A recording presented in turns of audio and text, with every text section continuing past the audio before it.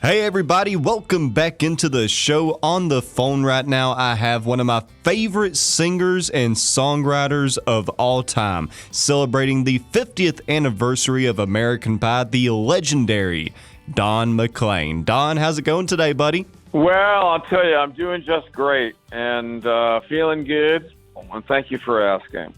Hey, thank you for taking the time to speak with me today. It is an absolute honor to talk to you today. And I want to start off by saying congratulations on the 50th anniversary of American Pie. I would say that that's pretty crazy to think about, that 50 years later, this song and album still means so much to people. You know, it's half a century, for the love of Mike. I mean, it's really a long time.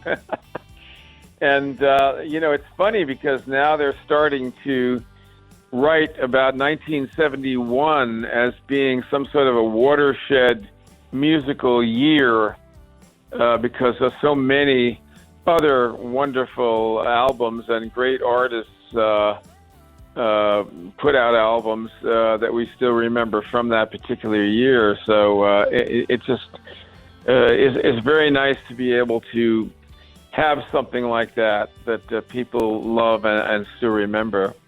You know, so many people agree with me whenever I say that American Pie is one of the greatest songs ever written of all time. When did you realize that, wow, people really like this song? Well, I don't think I ever realized that. I think that what I was doing, I was very excited about the idea of the song, and I was in a pretty big struggle to get the song recorded the way I heard it. And then after that, that was all I wanted to do. I really didn't know anything about hit records because I'd never had one. And it became a hit right away. But then it started to morph into being more of a phenomenon because the hit version was just a 3-minute version of the song, all just the chorus and maybe one verse or something. And then people bought the album like crazy, so it sold 1 million. And they would call the radio station playing the top 40 and say, hey, that's not the song. We want to hear the real thing. So they'd bring the record album, the long-playing album, into the studio when they were doing the top 40 and play the song off that, and then the 8-minute version became a hit. So it seemed to always have legs. It was always going somewhere. And now it's funny because I tell people this sometimes. You know, it's a little bit depressing, but you have this cancel culture going on now, and I like to say that, well, we've canceled the environment, and we've canceled the animal kingdom, and we've canceled music, and we've canceled civility, we've canceled the English language, and so many things, which means killed, really. Mm-hmm. And so the song says the day the music died. So isn't that the day we're living in right now, in a sense?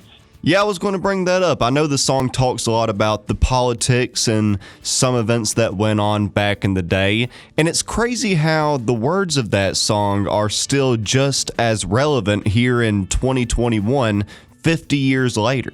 Well, we live in somewhat of a nihilistic environment with people really, but we don't know where this stuff comes from. I mean, who decides to pull what statue down? Where does this come from? I don't get it. It's all really kind of strange. In the old days, the war in Vietnam was going on.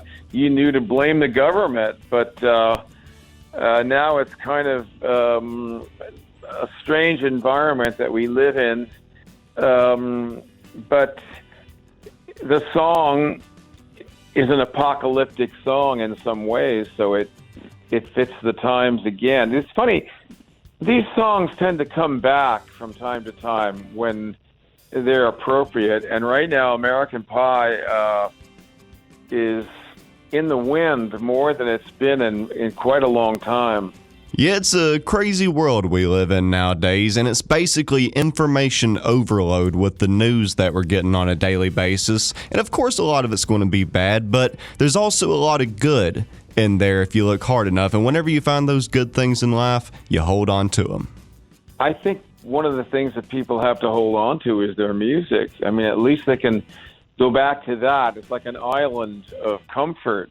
And there's a lot of it out there. And things will work out and get better. You know, you learn when you're my age, you know, that you muddle through and you have to soldier on, and good times are in the future. Exactly. I've always told people it's all about what you focus on in life. You know, if you want to focus on the negative, that's what you're going to see. But if you find the good in the world, which there's still plenty of, then you can live a good life. There definitely is plenty of good in the world, and so many good people, so many giving, caring people in the world, and we should never forget that. Amen to that, brother. American Pie is basically a history book inside of a song. I know that you talk a lot about politics and the crazy events of the 1960s, but it's also like a history of rock and roll 101 course that you take us through with the lyrics as well. And I always appreciated how you helped shed light on one of the most important events in rock and roll history, the day the music died, the very unfortunate incident with Buddy Holly and Ritchie Valens and the Big Bopper. That is such an important event in not only rock and roll, but also country music as well, because one fun fact that I like to tell my buddies who haven't heard of that story is how Waylon Jennings gave up his seat to the Big Bopper right before the plane took off. So just imagine what rock and roll and even, you know, country music nowadays would be like if that event just went a little bit differently. It's pretty crazy to think about. Well, we also know that a lot of people, Ricky Nelson, Patsy Cline, you know, you name it, have ended up being killed in these plane crashes because a lot of them are taking these flights in order to, you know, under duress. You know, they're doing a lot of shows and they got to run from one place to the next. And one thing about the music business, especially when you're young, is they'll work you like a rented mule. You know, and it takes a long time for an artist to pull back and say, no, I'm going to do this in a cool way, you know, with the right kind of approach. And so Buddy was just 22 years old. He didn't have any money, and he had a new wife and a baby on the way, and he was sort of forced into taking this very arduous tour in extremely cold weather. And there were actually members of the entourage there that had frostbite from this. So he opted to take a plane because he had dirty laundry to do. And he took other guys' laundry as well, and he was figuring they were working every single night, so he figured he'd maybe get 5 or 6 hours to get the laundry done before he had to be on stage again. And isn't that funny? Because that's why he did that rather than be on the bus. So it's you know, we really can't, you know, it's hard to tell people about things when you don't know what it was like. But I mean, in the 50s, when I was a little guy, if I mowed somebody's lawn with a cast iron lawnmower, I got 50 cents. Nobody cares about 50 cents anymore. You know, I don't remember seeing a $5 bill with a kid my age, 10 years old. You didn't see that. You saved your coins, and you maybe had a few little dollars from something, and you went and bought a record album. That was $3. That was a lot of money. You know, we didn't have money. It was only later on, I think, when teenagers, you know, all the kids that came from World War II started working and getting some money. They became a purchasing group of some sort, and they came up with that name, teenager. That was a unique name. They didn't use it before because we were listening to records like Little Richard and the Everly Brothers that our parents couldn't stand, and we're wearing clothes, relaxing, getting it less formal. There really wasn't a blue jean thing at all. It was khakis mostly, that kind of thing. blue jeans have become so amazingly popular now through the years. But those were, a kid had one pair of blue jeans and you use those to play baseball in or something, Yeah, it was a very fascinating time period, a lot more different than the world that we're living in nowadays. And you captured it so well with the words of this song. It's so well written. I love all the metaphors and interpretations that you do with American Pie. It's probably one of the most analyzed songs in rock and roll history. And to my knowledge, there's never been another song like it that I know of. The English language, which I love. In fact, I could never learn another language because I only wanted English words in my head. But the English language is capable of just painting imagery and a picture that is very detailed and very powerful. And if you hook that up with a good melody, you really don't need a lot of production because the imagery is in the words, and that triggers your imagination. And imagination is what it's all about. I mean, that's really what music is about, imagination. And one of the problems with the video world that started right in the 80s, I guess, is that it sort of cut off the need for imagination. And the songs got simpler and less complicated, and the imagery and the video got more expensive, and the listener didn't have to think about anything. And that's not what I do, and that's not what songwriters used to do. It was about your imagination. Yeah, man, it's unfortunate that we've lost so many of those values that made the music back then so good, and what made a song like American Pie last 50 years like it has. I think with a lot of today's music, you're going to have so many artists that will have a big hit, but it's not going to stay relevant because it's such a cookie-cutter formula nowadays. There's very little originality and substance within the music. Well, I think the young people are looking for songs that I'm talking about, and I think that's why they go back to these songs written in the 1970s and 60s, and the great acts, like the Beatles and the Rolling Stones and the Byrds and all these different groups and different songwriters, because they can't find that now. It's a different thing now. Now it's more of a music is kind of a background to, you might call spectacle rock. It's really more like Liberace. Liberace was a brilliant performer, and he put on a spectacle whenever he played. I mean, when Liberace was dying with AIDS, he did 27 nights in Radio City. And people forget how incredibly popular Liberace was.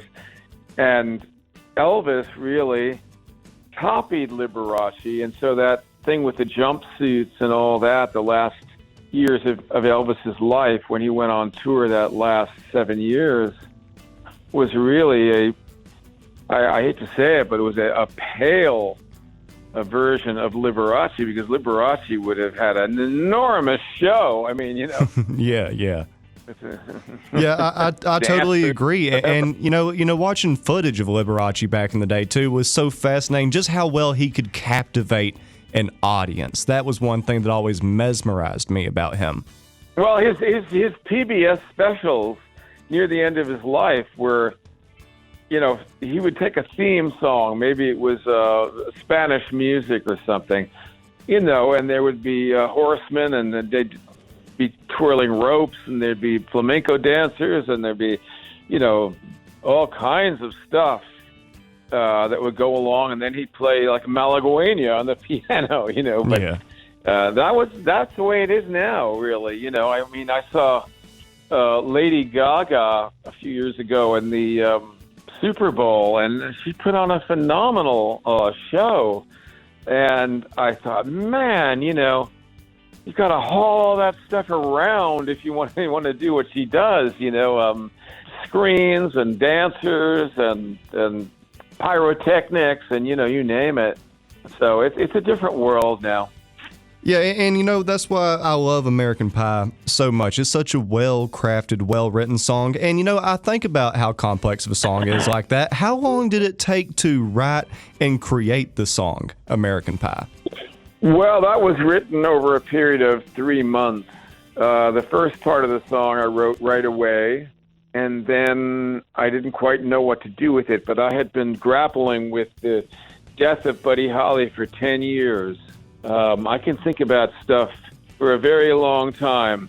And suddenly after 10 years of doing all kinds of things, that's why the song says, for 10 years we've been on our own. I'm talking about myself.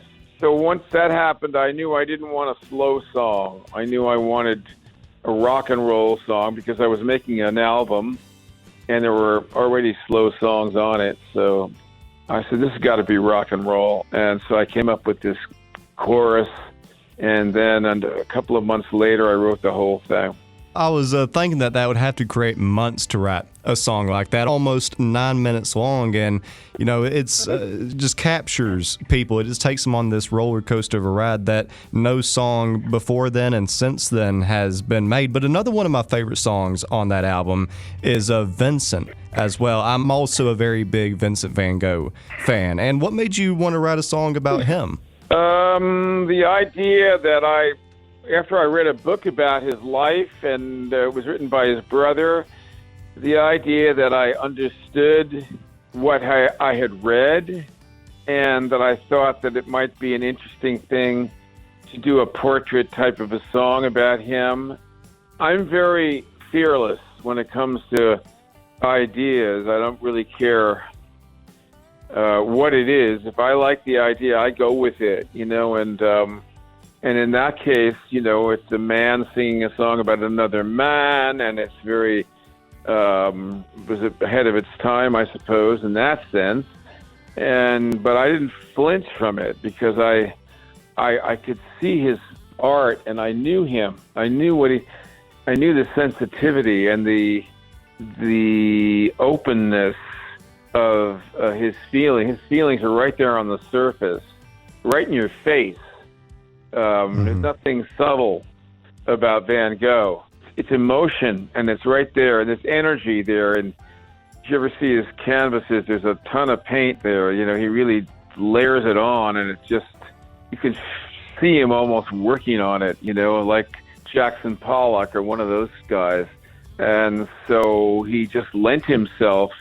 Yeah, I guess it's the fact that the emotion really lent him. You couldn't really write a song about like Frederick Remington, because he was, Western, illustrator, and he did a lot of Western pictures, or even some of the other Western illustrators. But Van Gogh it was warmth. There was blood in the veins, and it's fun once I figured it out that I wanted to do it, trying to figure out how to capture that rather than, doing some song that would be, I love you, Vincent, it was just wrong. You had to, and I figured out using the painting, Starry Night, I just let the painting talk to me. It's almost like he wrote the song himself, because I used the painting and let it speak to me. With mental health being talked about so much nowadays, I think that the story of Vincent Van Gogh can speak to a lot of people nowadays. I once heard somebody say they were looking at a painting of his saying, Vincent with his troubles and me and mine. People that have went through stuff, it's like his paintings will talk to you in a sense. Sometimes I especially during the pandemic, there were a bunch of shows that we did, and I sang that song, and I said, but I gave a little talk. I said, I have a silly statement that I make. I say, suicide is a waste of time. And it is, because you make a mistake and throw your life away. And really what we need to do, I think, we need to realize that life is not meant to be comfortable and easy and happy. Life is a difficult struggle, and you're going to suffer.